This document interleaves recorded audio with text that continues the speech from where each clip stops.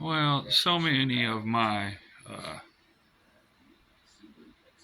associates, friends, buddies, they're all they do is bitch every day. Bitch, bitch, bitch, bitch, bitch, bitch, bitch, bitch, bitch, bitch, bitch. And it's like you don't get it, do you? You know, so many people walk around blind, like bunch of fucking zombies. So I'm gonna break it down for you. Okay? I'm gonna make it real simple. I don't want to overload you. And I don't want to come across like I'm bagging on wealthy people. I used to be you. Shit. Uh, Wealthy people are the people that make decisions. They're the ones that donate to politicians. Okay? You get what I'm saying? The America is based around the wealthy people, and on some level, rightfully so. It should be. They pay in all the bills, so forth, so be it. Here's the problem: poor people have to follow wealthy people's rules. That's what the problem is. The problem is if you make over 60 grand in America and you got your shit together, you should be living comfortably. If you make under 60 grand, which is, I'm guessing somewhere between 60 and 70% of America makes under 60 grand. I don't know, it could be wrong, but every damn near every person I talk to, they almost nobody, unless it's a business, then that's different. But most of the people I know, I mean, they don't make no big money. But the people that have the power to change all our laws, they're not hurting. They're, with all due respect, the only stress they have is what they bring in their life. And I don't mean no disrespect, but I got buddies that they're sitting on a couple million, and it's like they're not wanting for nothing. They don't want anything. They don't need anything. They own everything they got outright. They own their home, and they did it. You don't have to own your home, but once you have so much money, you don't know what to do with it. Doesn't hurt. A lot of wealthy people, they don't own their home on purpose, so that way they can write it off through taxes. But I'm just saying, you know, it's everything is so fucked right now, all the way across the board. It's not funny. Well, it is kind of a little bit funny, you know. But anyways, back to what I was saying. My associates, they bitch all the time. They bitch about the crime. They bitch about this. They bitch about that. And I'm like, well, you are the ones that have the power to change this. Poor people don't have a dog in the race. And middle class. I'm sorry, if you're middle class, you're considered poor, and middle class is the same thing in the year 2023, turning 2024. Okay? I mean, honestly, it's just everything's all fucked. A lot of people I know, they're barely getting by.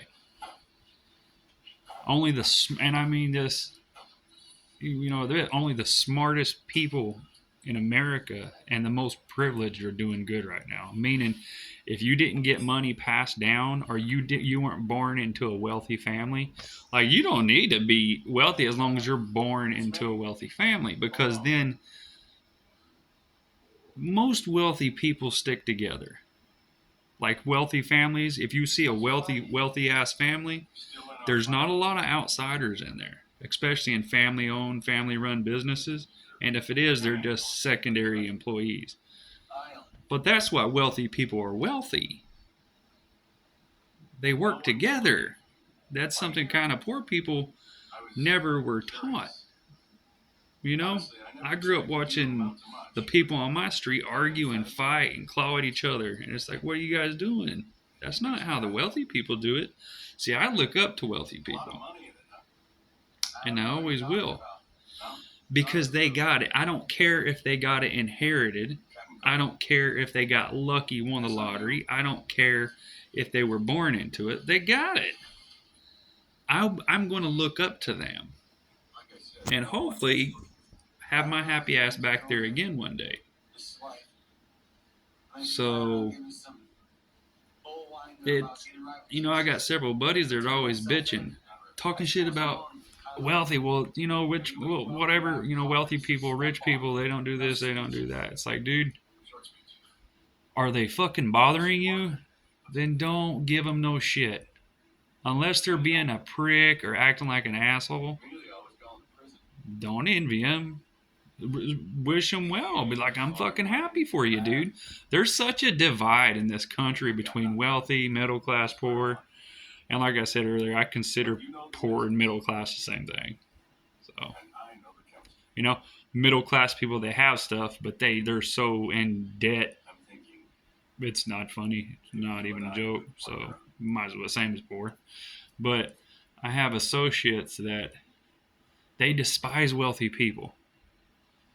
And the rule of thumb is, as long as someone of means or someone that has something isn't bothering you, don't wish them bad. If they're not cocky, they're not arrogant, they're not boastful all the time, bragging about a new boat or something, that's one thing. But trying to make other people feel bad because they don't have enough or a lot, and that's another.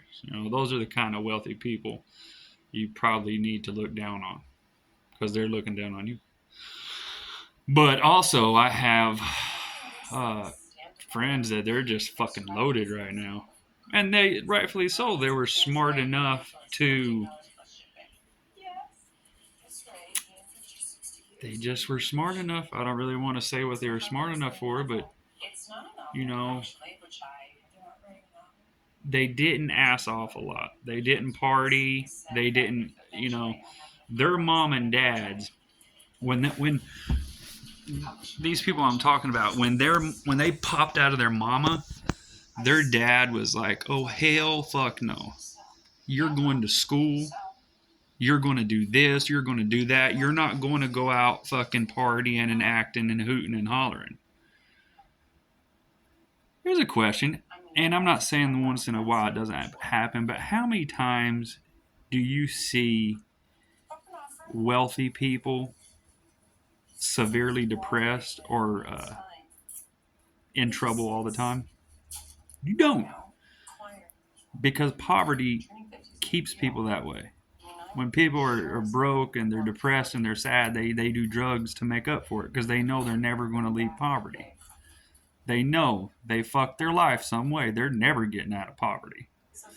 So, where you have poor people that do drugs, it's a release. It's an escape. It's what, certain people don't understand. They look down on people like, why are you doing drugs? Well, with all due respect, you have no right to tell people what to do. You have the authority, and you can tell people what to do.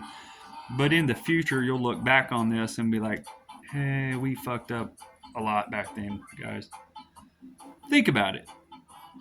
That's like you sitting there eating a fucking salad and someone walking up and saying, hey, don't put that iceberg lettuce on your salad. If you do, we're going to put you in jail for 20, 40 years. You see my point? You're not hurting nothing. Something simple as a plant. In that the books of time, if the world is still standing, people's going to look back and be like, it was all for nothing. All the problems we had, we brought on our country as a whole. I mean, I don't think there was any bad intentions. I don't believe that for a second. Like I told you, when I said I looked up to the officials, I always have. I got made fun of. People were like, you're a fucking nerd. You're a dipshit, dumbass. I'm like, yeah, but they're running the country, dude. And I think right now the officials of all, like anyone connected to the U.S. government on down, I think they need our help. Instead of all of us being mean to them or picking a side, we all need to support them and don't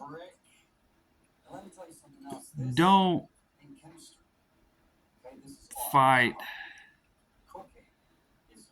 to get the point across, because Google and the internet has made everybody so argumentative. Everybody's ready for a fight. So you see my point? And now's not a good time to be arguing about stupid shit anyways. It's not what the world needs. But I think if people genuinely stand behind all the officials, the U.S. government, at least one, give it a try. Be like, hey, we may be peasants, and all we may be doing right now is living a king's life. We have people way up there, and we're just all peasants.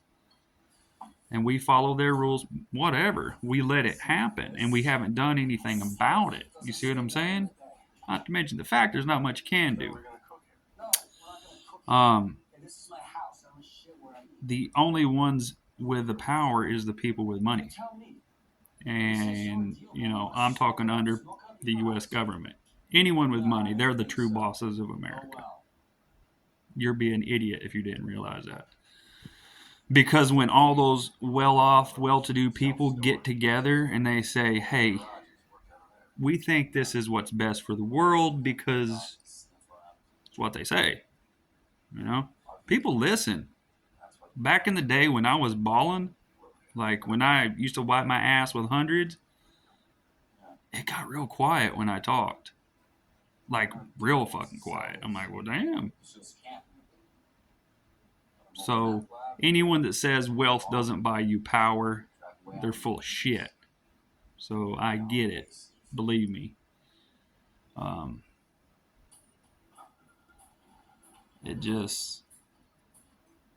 Everything's so messed up right now. It's always been messed up too, and just keeps getting worse and worse and worse. And I have associates who are like, man, what are you condoning this, you condoning that? No, I'm not. I'm saying, obviously, the laws that are in place don't work.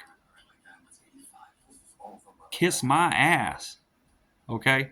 The laws that are in effect, the no brothel laws, the banning on all the drugs, I could see like if they were working, like if I seen like a chart, and it goes diddly diddly diddly diddly diddly diddly, and it's progress, right? Like crime rate down here, hey, crime rate's getting better. But ever since the more the laws are in effect, it just goes diddly diddly diddly diddly diddly. It's going down. Someone draw a fucking pie chart and back me up on this. If I'm wrong, then, and you show me beyond a reasonable doubt proof that all these laws in place are working, I'll apologize. I won't wanna, but I will. I'll be like, I'm sorry. I'm so sorry I was wrong. But why is it everybody I talk to says America's getting worse and worse and worse and worse, and the crime is getting worse and worse and worse? It's because everything's just too out of control. And with all due respect, I don't mean this in a bad way. I got motherfucking proof this drug bullshit's ruined lives. I'm going to tell you why. Ready? Oh, this is going to fucking, yeah. I am what they considered unbiased. Means I truly don't give a fuck. Okay? At the tail end of the 80s, I grew up in regular neighborhoods, okay? And you had white and then you had black neighborhoods, okay? Now, my moral is this. Neighborhoods, all black neighborhoods, pre-1970, 60, 50, 40, you had the black father, the black son, the mother, and everybody has a beautiful family. The crime rate was not very big. I promise it wasn't. It was... The black crimes really peaked in the 70s, starting 65 on up. depending on I mean, if we're gonna crunch numbers, I have to look into it. But what I'm saying is, black people like weed. Hell, white people like weed. Everybody fucking likes weed. People you wouldn't believe that like weed, you wouldn't believe they like weed. And that's the reason weed's legal now, because those people are finally starting to say, hey, hey, hey, hey, enough of this. See, it's wealthy people getting tired of their kids, who is prominent fucking doctors and lawyers and headed to do major shit in this country, getting arrested. So there's no telling how many, first class, classy people has lost their kids to, even with all their power, some of them still had to go in there. But the point of what I'm trying to hear is, there's an actual, you can see statistics, okay? Predominantly 65 on up, say 70, you start seeing all these black people get arrested. Okay, now they got all these felonies, they're pulling time. So now these young black men and women are growing up without a father. Okay, so then when they get out of jail, now they're really fucked, because now they're black. Okay, they have no money. On some level, not everybody, but some people were mean to them because they're black, so they're fucked automatically. As soon as they're born, they're fucked. Tell you one thing. In Vegas, and I don't say this easily, because there's good and bad officers and everything. I'd be cruising, and I used to cruise with everybody. I'd be 3 Mexican dudes deep and a black guy. Okay? You're asking for trouble in Las Vegas back in the 90s. If you had 4 Mexican dudes and a black dude in a car with you, I got my ass whoop whoop more times than I can remember. We ate more weed because we got pulled over. It was just a thing. As soon as we seen a popo behind us, we're like, eat the shit, eat the shit. You better get rid of it somewhere. You better eat it. You better shove it in your ass in a balloon, or you better get rid of it out of the car. So I can't count the times we'd be in a car and I'd be like, man, you better get rid of that shit. And old boy would be like, man, it's a half an ounce. I'm like, you better get to shoving that shit in your ass, because that's 10 years in prison. So, whoop. It's fucked up, man. That's what I'm saying. But anyways, that's my point. What my point is, what if marijuana was never made illegal? Would the black people, would the poverty rate and the chaos be what it is now? And the reason I'm saying that is just think about it. Don't believe me. I want you to fucking think about it. Okay?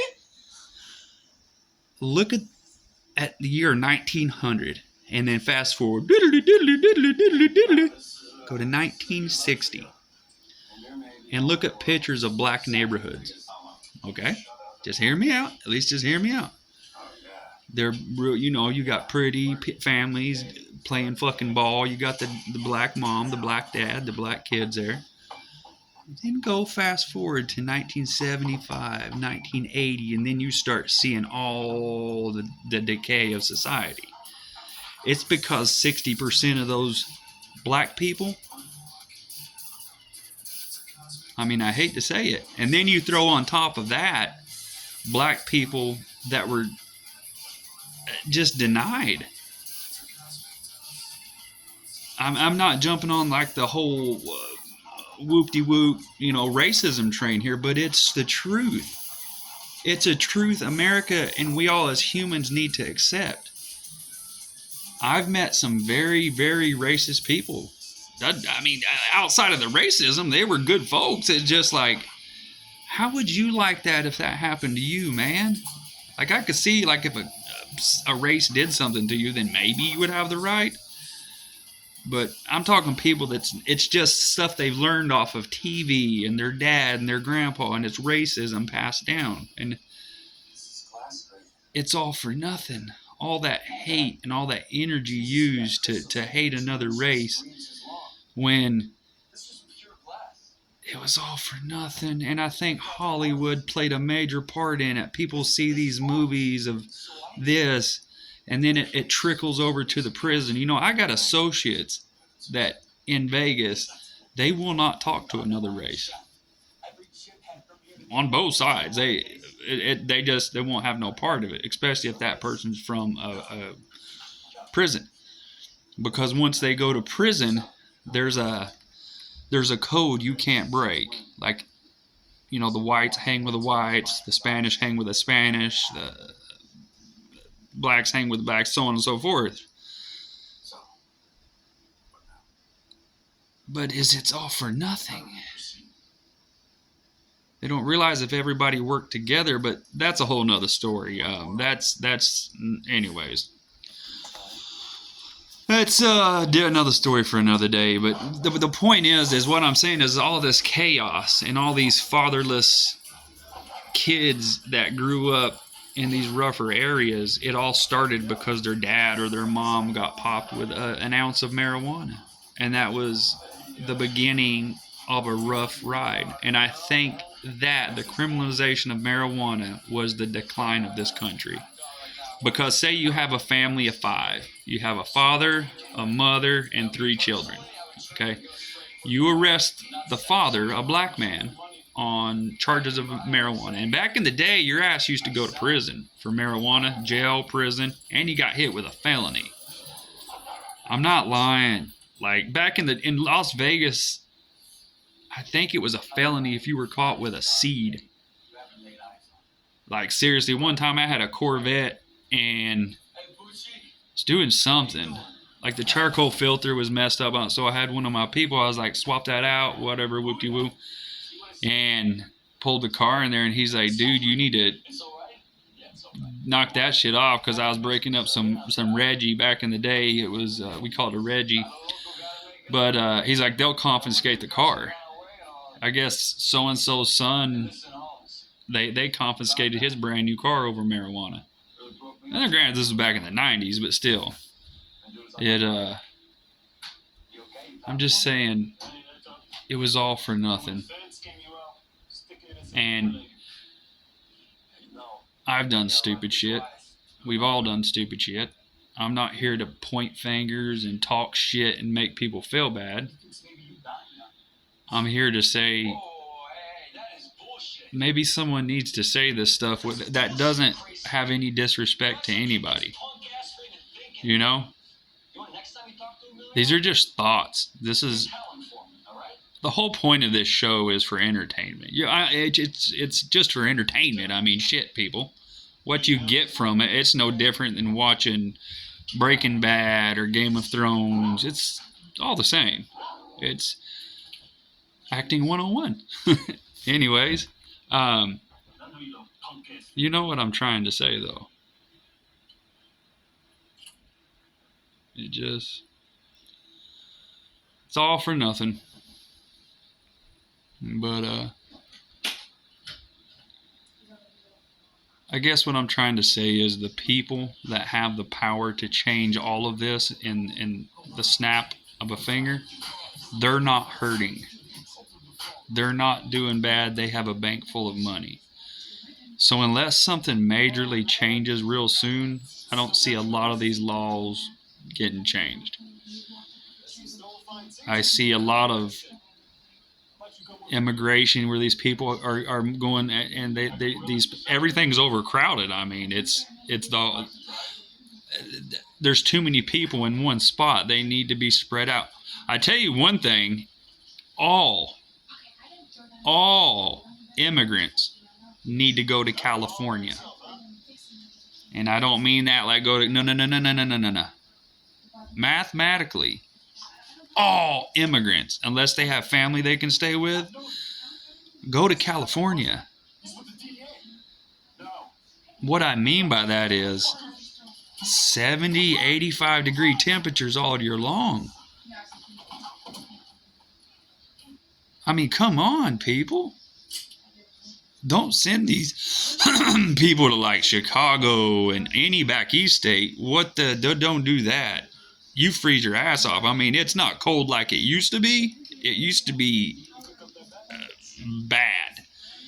And it still may get again. I just don't see it. We're in the 31st of December or 30th, and it's 60 degrees outside. 8 years ago in Missouri, in December, there'd be like a foot of snow out there. 9 years ago, was a foot of snow out there. But that's neither here or there. But I would, all you're doing is moving immigrants around and messing up their thing. If you're going to put them on a bus somewhere, you need to bus them to California, so that way, worst case scenario, they can be in a place where the temperature is 75, 80. I don't remember what it is, but I remember all year long wearing a fucking t-shirt in the hardest part of the winter. So instead of sending these people here and there and here and there, send them all to California. You know what I'm saying?